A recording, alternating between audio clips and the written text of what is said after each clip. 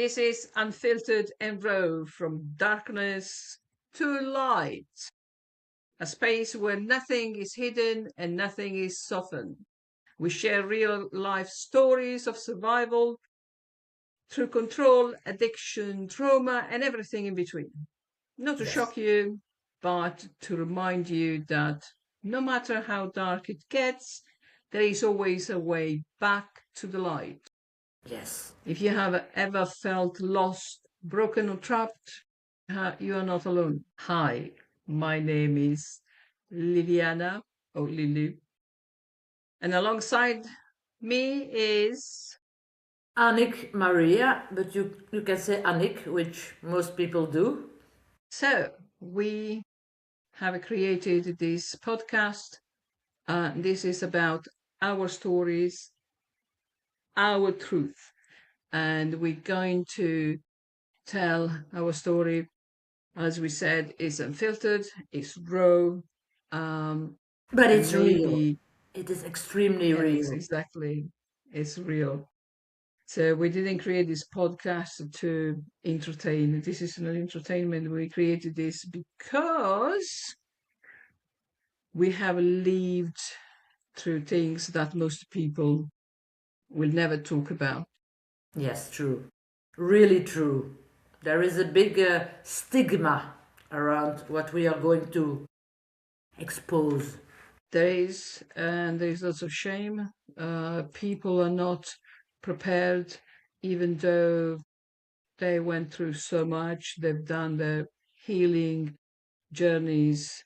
Sometimes it's not easy to talk about their personal story. So these are not perfect stories, But they're real. They're really not real. clean, but No. these are really our stories, unfiltered and raw. Yes. So I will talk about starting with my childhood and the environment I grew up in. This was an environment controlled by religion, um, disguised as a something godly, but in fact there was nothing, nothing of godly that was present in my house, in my family. So I was told, these people. By the way, I was born. No, I was born in my family, of course. But then at one point, my parents, my dad, converted to the Jehovah Witness, and from then everything changed. So I'm gonna talk about my Mm-hmm. life, my childhood, about this oppression where we were controlled. We were told what to do, what to think, what to wear, Oh my what we God. could do, what you couldn't do, what you could read, what Awful. anything and everything.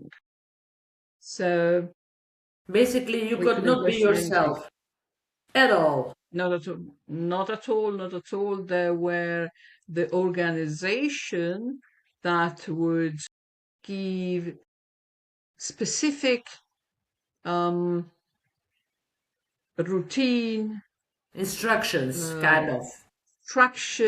instruction for everything since when you wake up in the morning until you go to bed. Oh So my God. they were in charge for Yes. every aspect of your life. Yeah. Total Yet for a long control. time, I didn't realize how much that was affecting me because, as a child, you just follow your parents, Yes. what you're told because they know better. That's the only thing you know. You don't have an analytical mind, and Well, so you do. But then I always felt something was off. I always felt there was something that didn't sum up. But you couldn't ask any questions. That was for me. And there's much more, of course. This is just an introduction. yes. So for me, my, I'm a highly sensitive woman, girl, child back then. But when you're a child, you don't know all of that. You don't know that you're highly sensitive. You feel that you're different, but you don't know. So you try to see the butterflies and be the child and do everything that others do, but you know you don't know and you don't know what to do. So basically, in the beginning, I remember when I was very small. No, I'm going to start with the beginning because I'm already mixing up. um, when I was little, my father, who afterwards, I only knew when he died, when he passed, when he was 69, I knew then that when he was a child, he was severely traumatized. And that trauma, he was 6 years old, and that trauma resulted in him, yes, in him being closed off all of his life. He couldn't open up to give love and cuddling and even talking, having conversation. It was totally shut down. What they teach him is you have to work and you have to provide. That's it. But apart from that, he couldn't. Nothing. But as a child, you don't know. You feel this lack, this gigantic lack, and when you're highly sensitive and you have a lot of questions and they are not answered. My mom tried to cope, but they told already in school, by the time I was, I think, 6 or 7, I remember the director from the school, the principal, told my mom, your daughter is different, you should put her in a special school. But my mom was embarrassed. She said no, she will stay here because at that time my grades were okay. And she was like, oh, she was already a little bit like, ashamed, but she said no, she's staying here. He said to her, your daughter is like a storm in a glass of water. So I don't know till this day what he meant by that, but he could see I was different. That was the point. Then I went to the big school from 12 years old, and there the bullying started. It was catastrophic. For a highly sensitive child. I don't know for other children, but for me it was mental devastation. Mental devastation, and it was like the children could read, it is me, come to me, and you can do everything with me. That hard it was, because they all came at me. It was written in your forehead. It was written on my forehead, and I was asking me, why me all the time? And the more I asked, the more I got kind of closed up myself, the more things happened. It was total, for me, chaos. My grades dropped. And at a certain point, my mom got fed up with it, because that was also the time I got my period, you have these hormones going through your body. And at that time, there were not like these tiny pads. There were those big things. Yeah. I had to go to the toilet and open. Oh my God, it was like a mattress. And with the plastic. And everyone would say, she's dirty. I felt like complete zero and complete shit all the time. Even times that I would not dare to go to the toilet because they would hear I opened the mattress, and then I did not go. Everything leaked, and I was with my jeans dirty of blood the whole day, and things like that. So I was I could not be myself. I was closed off. And then when the principal got in the class, because he was getting angry, to tell the other students, listen, it cannot go on. He didn't know who did it, but he said, if this continues, there will be consequences. And I was like, oof, finally. But then it got worse. So it wasn't helping at all. And then it got out of control, and my mom put me in another school. It was, it seems like no big deal, this part. Because it's like, it's only bullying a little bit, That's not that. People think like that. But that bullying and my father not able to give me love, only those two things, for a highly sensitive person, led to a whole lot of catastrophic events during the course of my young adult life. As addiction, not one, many. and much more, which we'll discuss later. But it can lead what seems to other people like, oh, it's only a little bit, can be a very big deal and extremely traumatizing for a child. Different than you, Indeed. but same trauma ingrained in the body of the child. Yeah. Yeah. This is, I mean, at young age, you are like, a white book where everything is going to be imprinted. Yes. And being a child, you don't know how to deal with these traumas. It's not easy. That's why, of course, we experienced what we experienced. I mean, we had completely different lives, but we certainly experienced traumas. In my case, I had very violent parents. They were abusive. They used to beat us. They used to beat each other, and there was lots of violence at Really? home. While you were Um, witnessing, Pardon? you say they used to beat each other, your mom and your dad. So while you were witnessing, you and your sister were seeing this. So yeah. Oh God. Yes. Oh yes, yes. There was all sorts. There was almost on a daily basis. Oh God. Yes. We grew up in a very violent Mm. environment. Was not nice. Not to say there was alcohol involved. Mm. That is the most intriguing part. I mean, I will reveal this later in our podcast. Mm-hmm. The violence was unique and came from out of nowhere. Yes. There was no alcohol, there was no drugs, there was nothing. So, you as a child, as a young person, I could have never figure out what the hell is Yes. why. You went to this congregation reunion with this Jehovah Witnesses. They were all talking about love, how we help each other, how we are harmonious, and all this harmony, this thing. As soon as we went home, was hell. Yeah. You must have seen that So, it was not what they were saying and things that were happening. It was not aligning at all. You must have seen that this is absolutely. not. Didn't make any sense. Didn't No. make any sense, and the confusion. You grew up with this confusion. I Yes. always question: is there God at all? Yes. Oh my Lord! Yes.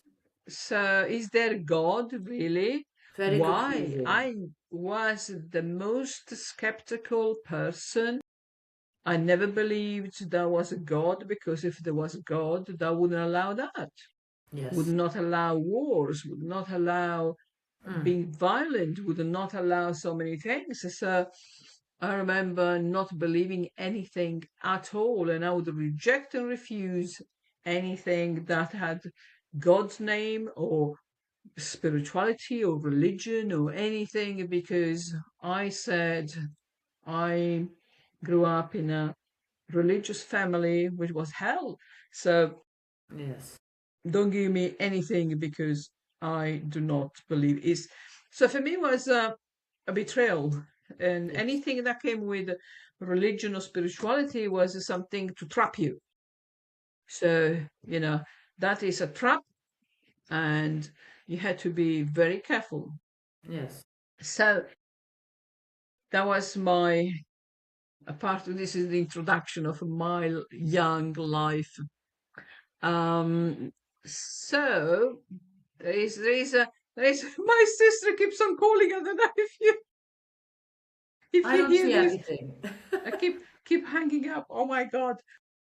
Anyway, so okay, You this is know, our introduction. about the just to show people a little bit of the difference. I grew up Catholic raised, also God. I had I was baptized. I did my, how do they call it? Little communion, big communion with the pastors and stuff. I went to church every week. I was even like, how do you call it? You have the pastor and then you have the children in the background who ring the bell, who chant, who drink the wine. I had to drink wine. It was like disgusting. But I must say, religion for me at that time was very nice because this pastor from my village was a very nice man. We got in the background with him to change the clothes. I never saw him touching or doing anyone to nothing. He was very mannered, very polite. He, even with the Easter and with this religious feast, he was given a little money. So for me, in my childhood, was at that time was okay, but that would change later with nasty events happening.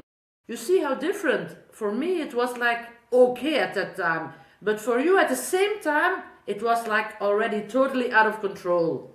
How things, the same thing, can be very different. Different experience, different lives, yes. Yes.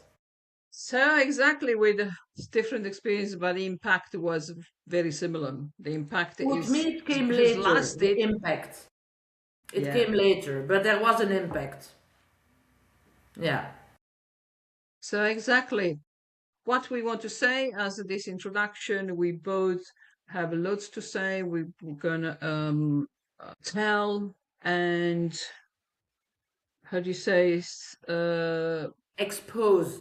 talk about our experiences, and we're gonna reveal how we tried to find a way out, how we came out victorious.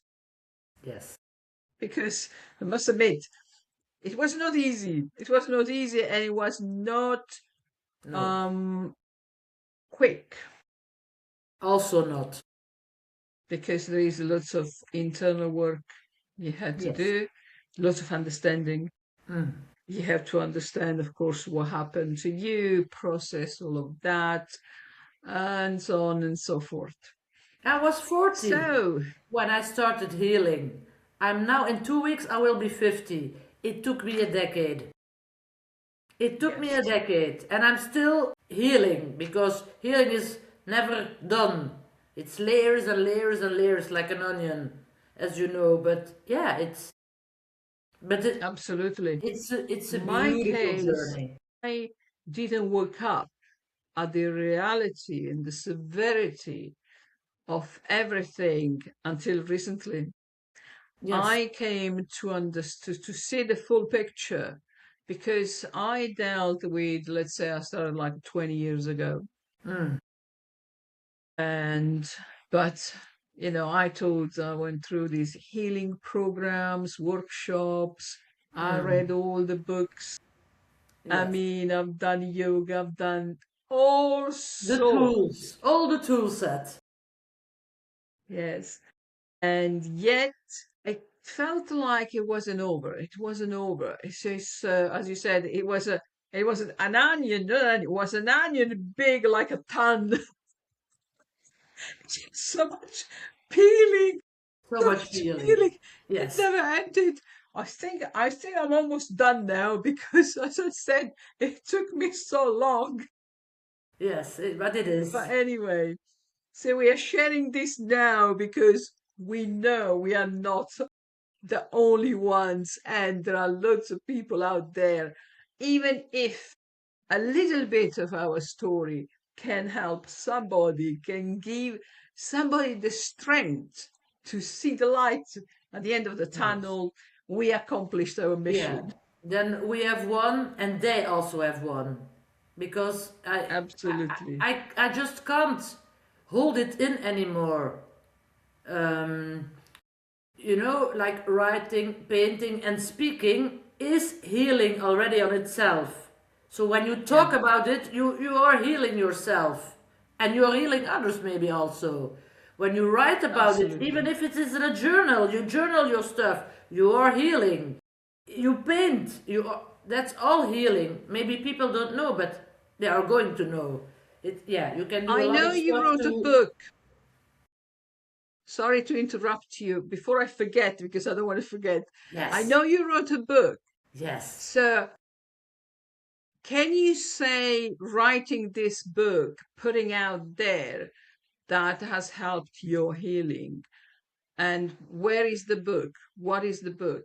Can you tell us? Yes, so I decided, it was in my mind for a long time, for about 15 years, but at that time it was like, oh, I was like little bit, much sabotaging myself. I can't do it, it's too difficult, blah, blah, blah, and so on. So I put the idea aside. Life went on, a lot of shit happened, which will be for the episodes. A lot of shit. And finally, one day, I scrolled on the internet randomly and I saw this man, and I was like, I don't know, I got activated instantly. And I looked up, because there's a lot of scam artists these days, I looked him up, he was real, the guy. And I felt it in my ear, I have to do this. And I signed up for the book. And now it is there. It's just published. The book is It's out. called Start Over, Turn Any Loss into a Sensational Comeback. And oh my god, isn't that a freaking sensational comeback? It is the best thing I have ever done healing wise. Writing this book and getting the story out for other people to be touched, to experience, to them to feel something, to connect, because it's energy, and it does, when you write that with a good intention, it does a lot of stuff. A lot. So Absolutely. I'm beyond ecstatic that I did that. Yeah. Excellent. Do you have the book there? Can you show us? You have 1 minute. I'm gonna get it. Yes. We wait for Annick to get the book now. And in the meantime, oh no, I'll wait a second. I want to show my book. Yes, healing, talking about your experience. As we were talking about, I personally wrote few books, about 7 or 8 books now. And it was a big help through my healing. So, show the book, Annick. So this is Ta-da! a kind of a co-authoring thing. First I thought like, oh, co-authoring, but now I see the beauty of it. All these people, I met a lot of them already in person. There are people with traumatic stories. Every story here is hugely traumatic. My story and your story already are like jaw-dropping. But those stories, you have to read it. It's unbelievable. Each So, of us has a unique story. Each of us. That's great. yes. That's very good. That's what I was saying. The Meeting, writing meeting these helps. people was also healing. Very healing. Yeah, that's nice. That's excellent. Well done. Well done. I know your story. So, and as well as I was saying, I wrote my books. As I said, I wrote several books.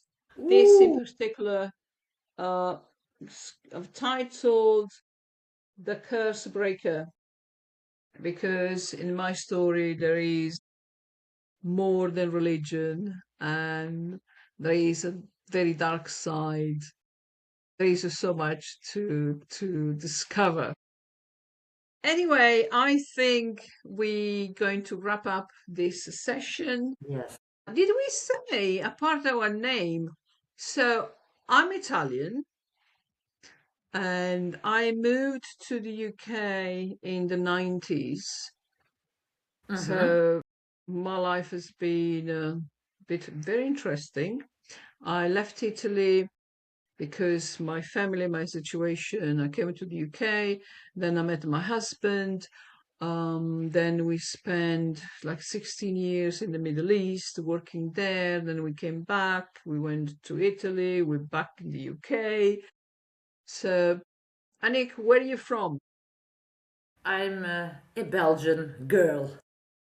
I am Belgian born, girl. raised in Belgium, but I didn't stay in the same place like you. I didn't go abroad, but I moved a lot in my life. now I know the universe has its reasons to pushing me to move.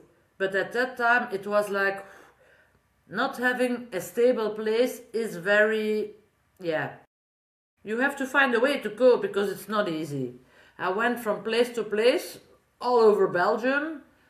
At one point, when I started my healing journey, when I wanted to do something, I was on that cliff at that time, looking in the deep and telling myself, either way I do something, I go doing healing now, or either way I don't want to live anymore. It's one or the other. And the universe said, okay, go do healing. And then I went to India for 6 months. It was the best thing I ever did. Going there and visiting another country, and there is so much healing modalities. It's just amazing. So we'll talk about that later. But going to India afterwards, having a period of homelessness, also changing. I'm in between the boxes right now. I'm still unpacking because I just moved another time. But anyway, Interesting. yeah, very interesting. Life goes Very on, interesting. and Exactly. things keep happening. But as Life you, goes on, and the best thing I always said, I mean, especially at my age now, I start, I say it's about to readapt and adapt quickly, yes, because otherwise you just beat yourself up yes, and there is nothing coming good out of it. So it's yes, better, you readapt, because life goes on. Life yes, goes on. yes. It's up to us how we're going to live next chapter. You learn to cope with the noise differently. You learn to, Yeah. yeah. There will always be some kind of noise. But in my opinion, when you start to heal and you are on your healing journey, the onion is halfway peeled. You can put that noise and put it in the background more, and you can live your life.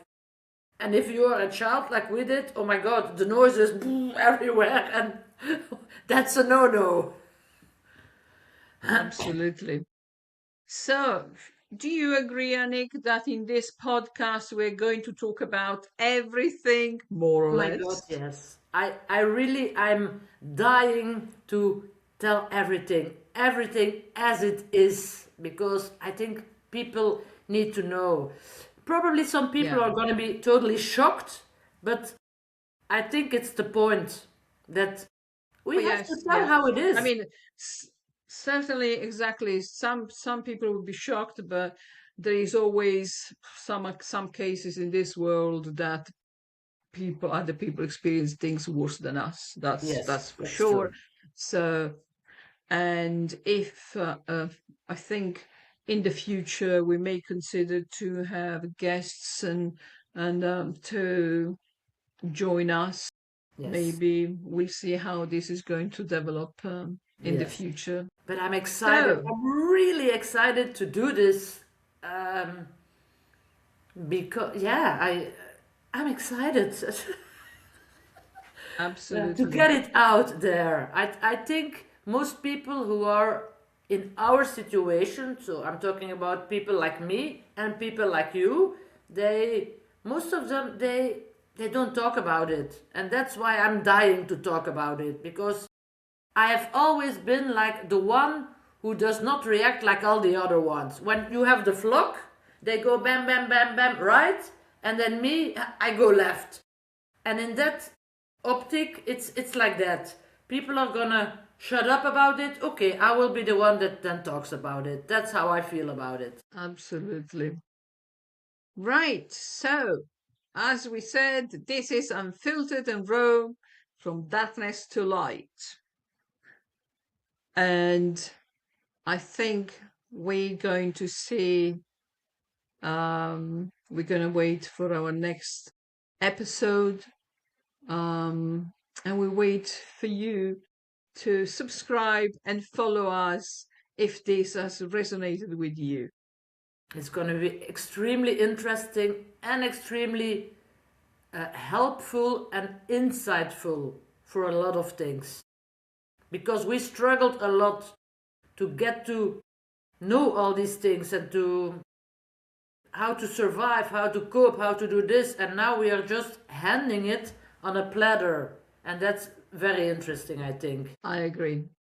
Okay, big love to everyone who's been listening, and we'll see you next episode. Bye now. Big love. Bye bye. Deus, ex hoc omni magnificum omnium eum